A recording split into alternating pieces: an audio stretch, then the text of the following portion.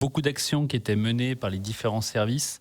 L'idée, c'était de faire la feuille de route et de centraliser en fait toutes ces actions, d'avoir vraiment une vision complète. Et pour en définir en fait des axes de progrès avec des objectifs dans les chaque pilier, donc social, environnemental et gouvernance. Initiative, c'est notre rendez-vous chaque lundi avec la rédaction de Radio Mont Blanc. On parle RSE, Audrey Bordier. On a des invités de marque aujourd'hui. Exactement, on reçoit Opinel, on connaît tous cette marque de couteau, on en a tous un dans notre tiroir, dans notre sac, dans notre poche. On reçoit pour en parler Benoît Sublet, le directeur développement et coordinateur de la démarche RSE. Bonjour Benoît. Bonjour. Ainsi que Françoise Détroyat, directrice marketing et communication. Bonjour Audrey. Bonjour à vous deux. Alors tout le monde ici connaît Opinel, un manche en bois, une lame, ça fait un couteau. On se dit il n'y a pas plus éco-responsable et pourtant vous aussi vous voulez agir pour limiter votre empreinte carbone. Oui, on agit depuis un certain temps, depuis 130 ans en fait. On est né en 1890, on produit aujourd'hui 6 millions de couteaux par an. En Savoie, toujours, avec 150 collaborateurs. Et ça fait partie de la définition de l'entreprise, de la marque depuis toutes ces années. L'innovation durable, c'est-à-dire savoir produire un couteau avec le moins d'impact possible environnementaux et en faisant les choses le mieux possible, en effet. Justement, comment est-ce qu'on peut avoir le moins d'impact possible sur un objet qui est déjà minimaliste ? On essaye en fait déjà de concevoir des choses durables. Et on sait qu'un Opinel, en fait, se transmet de génération en génération. Et après, au niveau des matières premières, on fait attention. On utilise de l'acier ou de l'inox qui est recyclé, donc avec un pourcentage assez maximum, plus de 80% de l'acier est recyclé. On utilise le bois, qui est une matière verte. Et par exemple, on fait attention, tous nos déchets de production, donc les copeaux issus du façonnage des manches, de l'usinage, est réutilisé à l'entreprise en fait, pour chauffer les locaux, les ateliers de fabrication l'hiver. Ça nous permet d'économiser à peu près 25 000 litres de fuel pour le chauffage sur l'entreprise. On revalorise en fait ces choses-là. Et c'est dans la conception du produit où en fait on essaye de minimiser en fait les déchets, comme l'a dit Françoise. Et ça fait déjà un petit bout de temps que vous l'avez, cette chaudière au bois. Tout à fait. C'est vraiment dans les valeurs d'Opinel. La chaudière a été mise en place sur le site en 1973. Donc ça fait plus de 50 ans que c'est dans les valeurs. C'est pas quelque chose de nouveau pour Opinel. On appelait ça le bon sens paysan à l'époque, j'allais dire sur les Savoies. Et voilà, c'était de faire attention et de consommer le minimum. En termes d'emballage aussi, il y a aussi une grosse marge de manœuvre que vous avez commencé à faire. Totalement. 50% de nos produits n'ont pas d'emballage individuel. Quand on achète un Opinel, on achète juste le couteau. Donc ça réduit déjà le nombre d'emballages. Et puis sur le reste, sur les produits un peu plus premium ou qui nécessitent de l'explication, qui nécessitent un emballage, on essaye de rester sur du carton, d'éviter le plastique. On a d'ailleurs un chantier en cours sur la réduction du plastique sur nos blisters. Voilà. Donc on essaye toujours de s'améliorer en fait, c'est ça.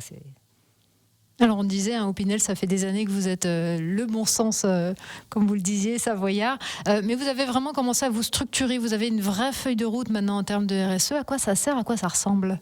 Tout à fait. Il y a beaucoup d'actions qui étaient menées par les différents services.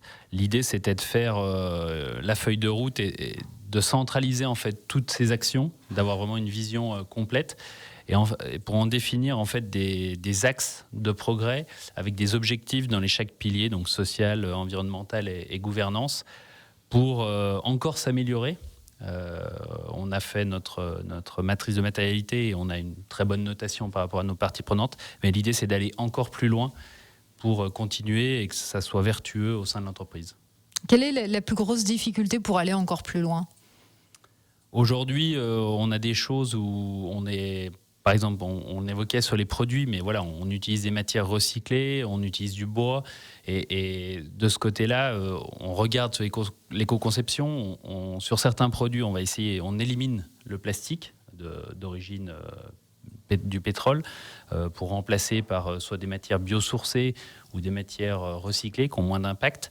Par contre, sur certains produits, on est déjà, j'allais dire, à un très haut niveau. Et là-dessus, c'est sur d'autres points du fonctionnement de l'entreprise qu'on essaye d'avoir des actions. Notamment, Opinel, vous targuez d'avoir un approvisionnement français à 95%, c'est ça ? Alors, tout petit peu moins. Un petit peu moins. Voilà. Non, mais on est à 50% en fait de nos fournisseurs sont à moins de 200 km, donc sur la région Auvergne-Rhône-Alpes. On est à 80%, 90% on va dire français en termes de fournisseurs. Ouais. Les 95%, c'était sur le bois. Le bois vient du Jura et de l'Isère, en grande majorité. On travaille sur du hêtre et du charme. Oui. Là aussi, il est possible d'aller encore plus loin, d'atteindre les 100%, où il y a quand même des réalités qui font que, pas pour tout de suite. Il y a la réalité du marché, où c'est vrai qu'il y a des très beaux bois qu'on souhaite quand même conserver encore, tout en restant raisonnable. On a par exemple l'olivier, qui est un magnifique bois qui vient de Calabre, donc sud de l'Italie. Pour le moment, ça reste un bois qui est fort chez nous, qui est attendu par le consommateur. Donc pour le moment, on ne l'a pas enlevé de notre collection.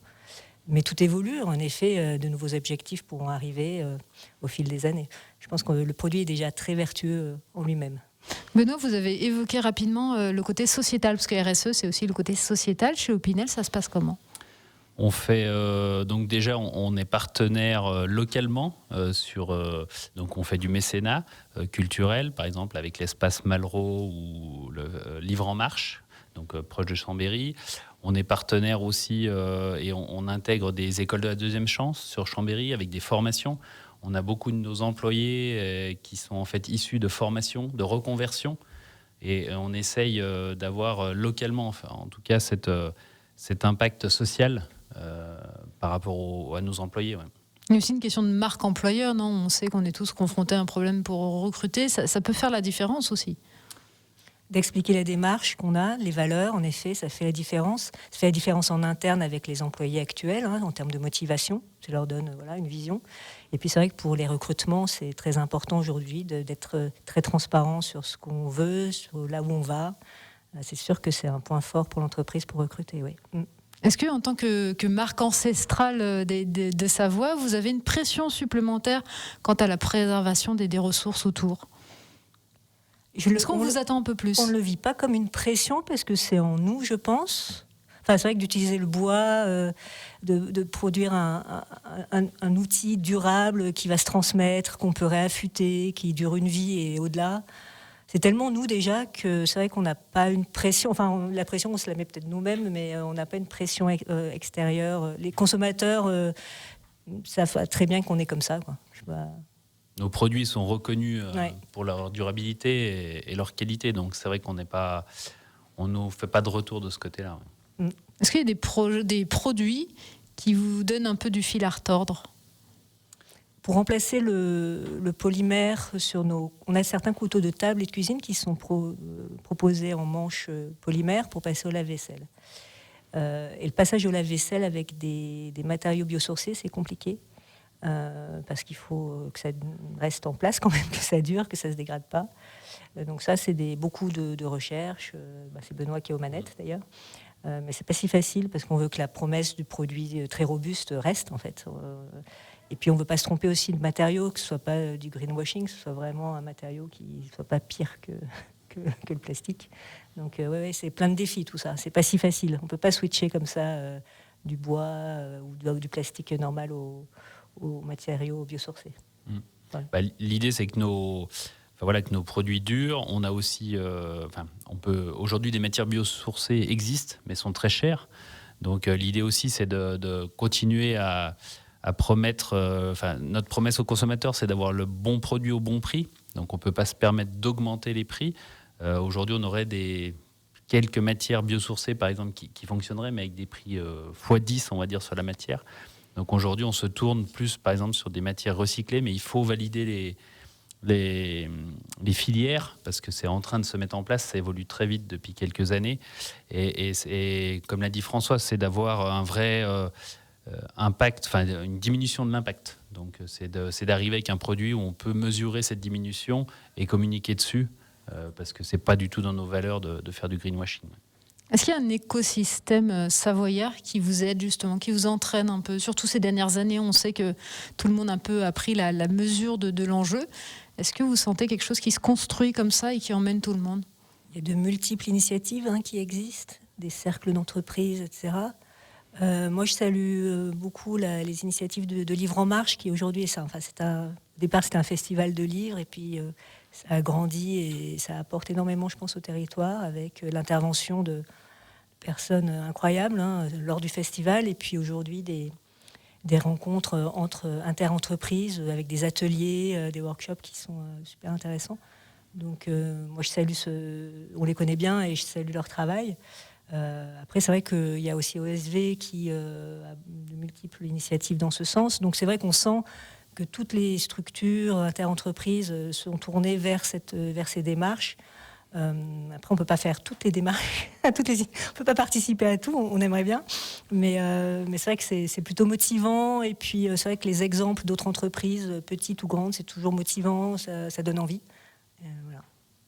Très bien. Françoise de Troya, directrice marketing et communication d'Opinel. Benoît Sublet, directeur développement et coordinateur de la démarche RSE. Merci beaucoup d'avoir été nos invités ce soir sur Radio Mont-Blanc. Merci à vous. Merci, au revoir. Merci beaucoup.